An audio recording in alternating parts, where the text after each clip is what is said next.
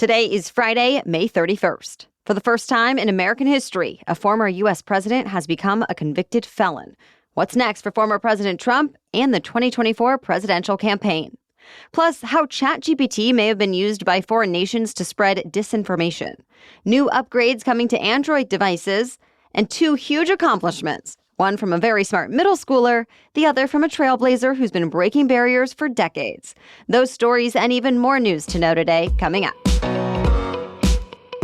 Welcome to The Newsworthy. All the day's news in around 10 minutes. Fast, fair, fun, and on the go. I'm Erica Mandy. Thanks so much for being here. You ready?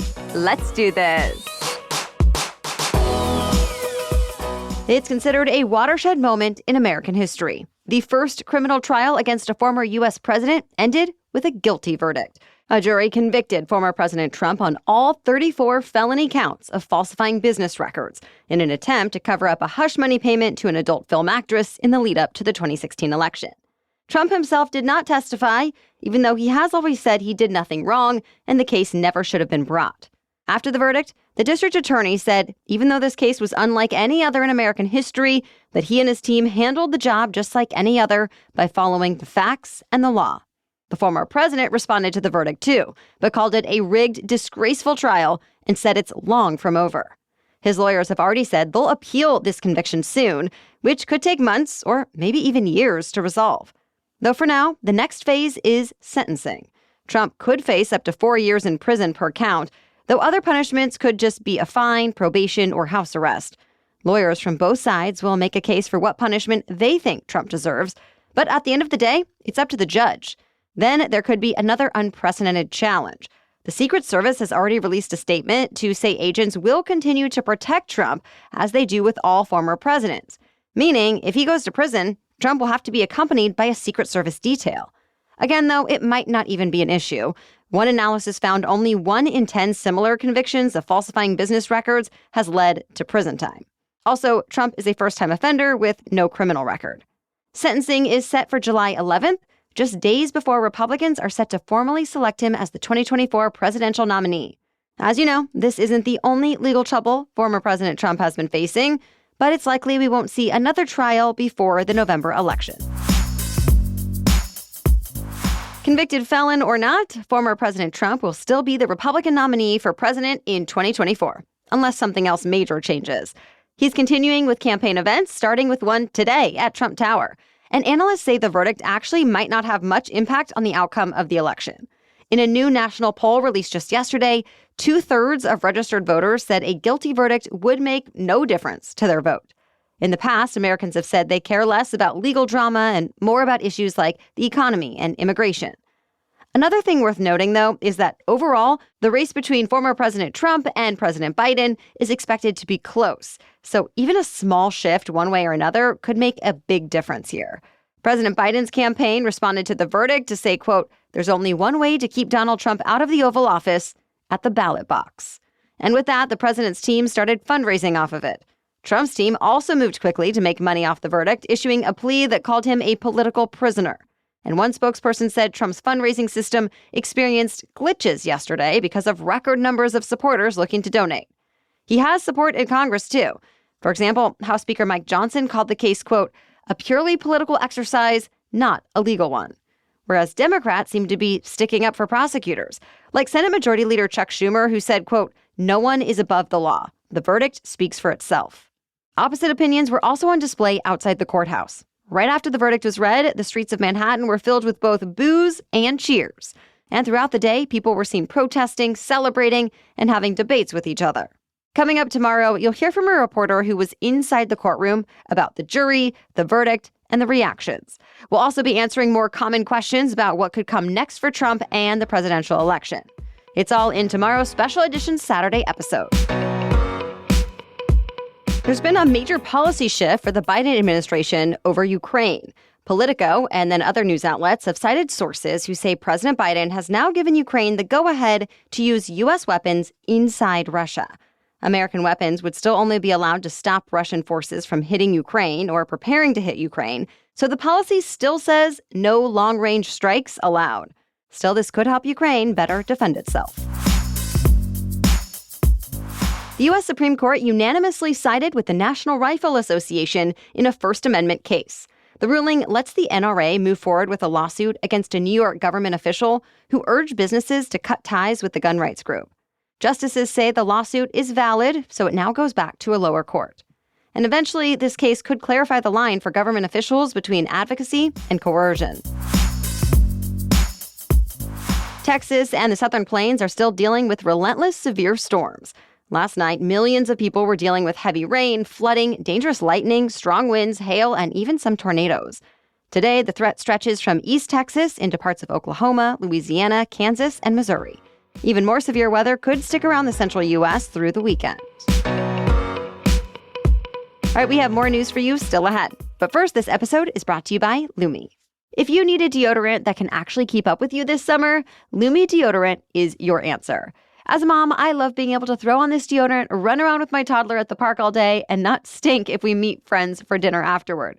And for work events, I appreciate that I can shake hands even after a high-pressure meeting or speaking gig, knowing that I still smell great. My Lumi deodorant keeps me confident all day and night. Lumi Whole Body Deodorant is powered by mandelic acid to deliver impressive 72-hour odor control. I'm especially a fan of Lumi's stick deodorant for the morning, and the deodorant wipes are perfect for on the go. In fact, Lumi's starter pack is perfect for new customers. It comes with a solid stick deodorant, cream tube deodorant, 2 free products of your choice, like mini body wash and deodorant wipes, and free shipping. So as a special offer for listeners, new customers can get 15% off all Lumi products with our exclusive code. And if you combine the 15% off with the already discounted starter pack, that equals over 40% off their starter pack. So use code NEWSWORTHY for 15% off your first purchase at LumiDeodorant.com.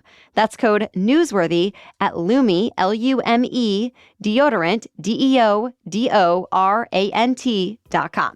Okay, now back to the news. Android users are getting several new updates and features to make their devices more useful. For example, on Google Messages, you'll now be able to edit your messages up to 15 minutes after they've been sent, though it will only work if you're messaging another Android user. Google also made it easier for people to connect their Android tablet or Chromebook to their phone's hotspot and gave users a way to switch between devices during video calls. There's also new ways to manage your smart devices, new emoji combinations, and digital car keys coming to more vehicles. Some other upgrades are out now, others will be rolling out over the next month.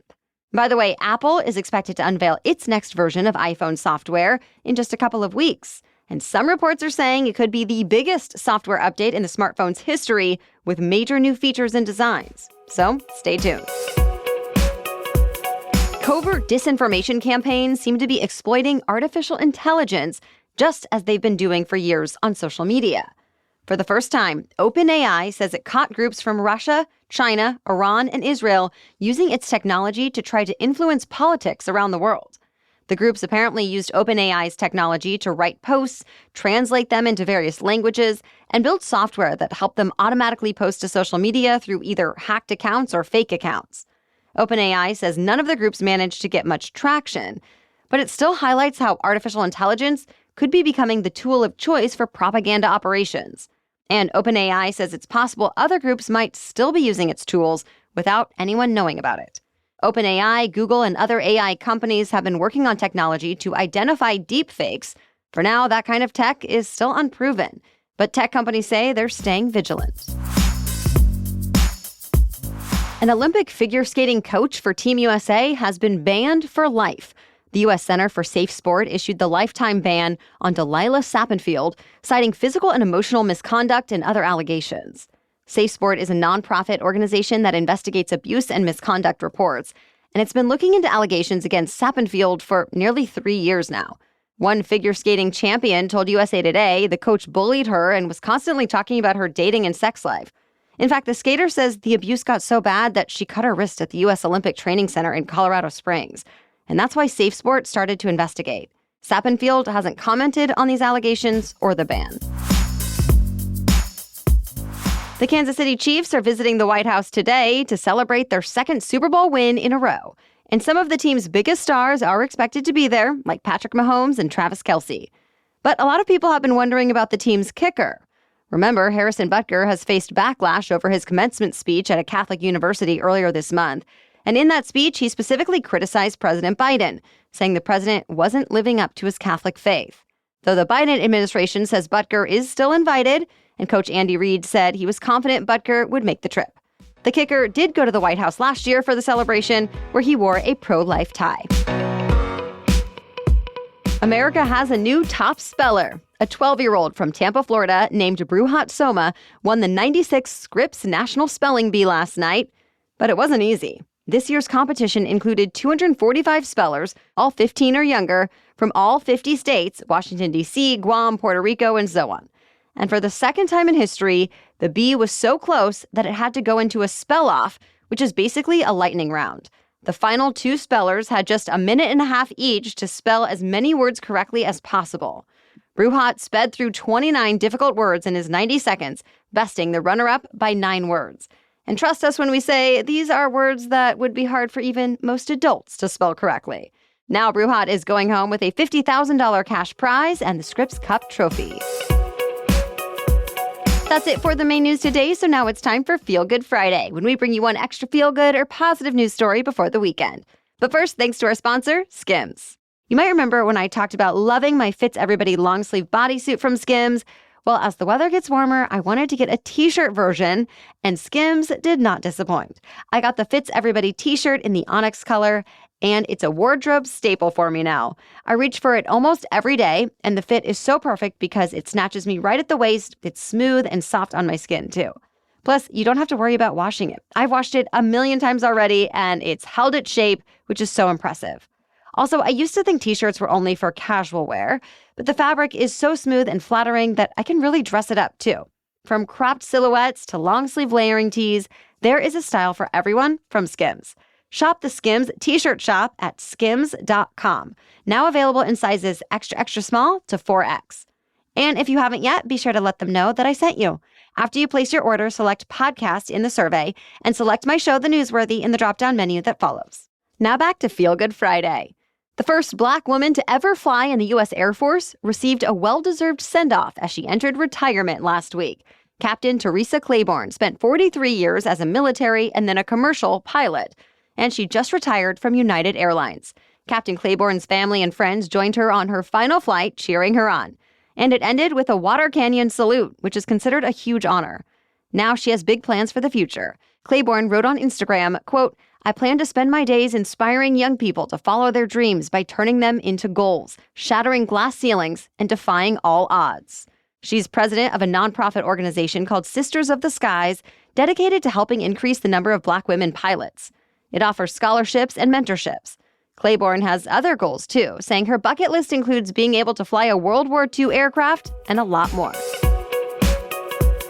All right, we'll be back tomorrow with our special edition Saturday episode. Again, we're talking about what it was like inside the courtroom during Trump's criminal trial and more about what to expect next.